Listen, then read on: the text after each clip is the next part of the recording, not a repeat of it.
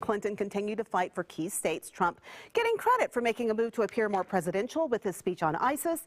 Clinton still dealing with that email scandal, but gaining ground. And other candidates step up efforts, but this obstacle remains voter frustration with the way this campaign is going on both sides. Here's what a few voters on 16th Street Mall told me as they sounded off. Asking random opinions about the election. Do you mind if I ask your thoughts? Oh, I'm actually good, thank you. If I give my thoughts, my husband and I will have to get a divorce. Either one is bad. Either one is a bad choice. I do like the fact that it's comedy. Trump is a clown and Clinton is, I mean, if she was running against any other decent Republican person, she'd lose. All right, so let's talk about it. Welcome Ilyse Hogue, National President of NARAL Pro-Choice America, in town for one day, and she's stopping by Good Day, Colorado this morning. And also GOP strategist and Fox News Channel contributor Caleb Bonham of DCO Consulting. Wow, well, we heard what the voters had to say right there, just that small sampling.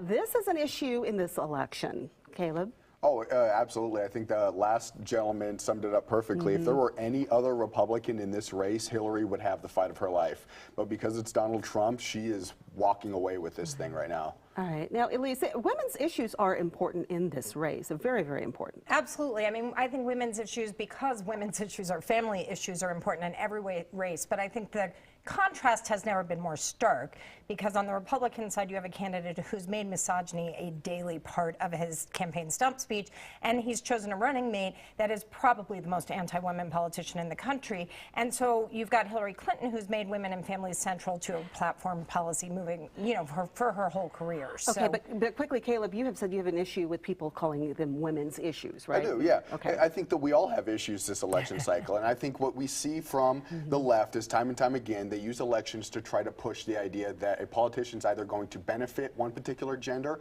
or hurt one particular gender. And we've never really seen those fears materialize or those promises fulfilled. I think it's just talking points. All right, a little bit more about Trump's plan for ISIS, because he's been pressured, you know, come on, give us some specifics about what you would do. So he gave this big speech. He said in that speech, those who practice bigotry and hatred will not be allowed in our country. Let's hear a little bit more.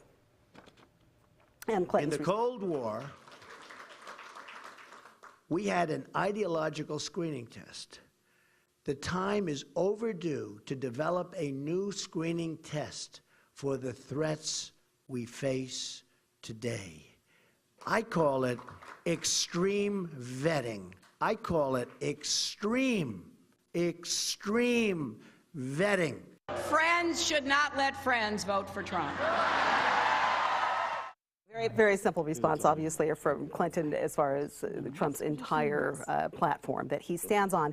But this whole issue of the Cold War tactics, the ideology tests, all that kind of stuff, is that something that's going to resonate at all? I don't think so. I mean, look, people who are smart enough to pull off terrorist acts certainly can study for a test. So I think, if anything, people are looking at a career person in government who knows how to build coalitions and fight terrorism versus a guy who's playing on the fears of Americans and making our country a more dangerous place. Okay, and Caleb, and hold that thought for 1 second. Let's show this poll as we come on out. This new poll this morning from the Washington Post showing Hillary Clinton really hanging on to that lead. This is in Virginia, 51% to 43%. Very important in Virginia. Up until 2008 was a red state until Obama took that state. But this is going to be a key swing state. Absolutely, yeah. Trump is not going to win this election if he does not win Colorado, Virginia, and Pennsylvania.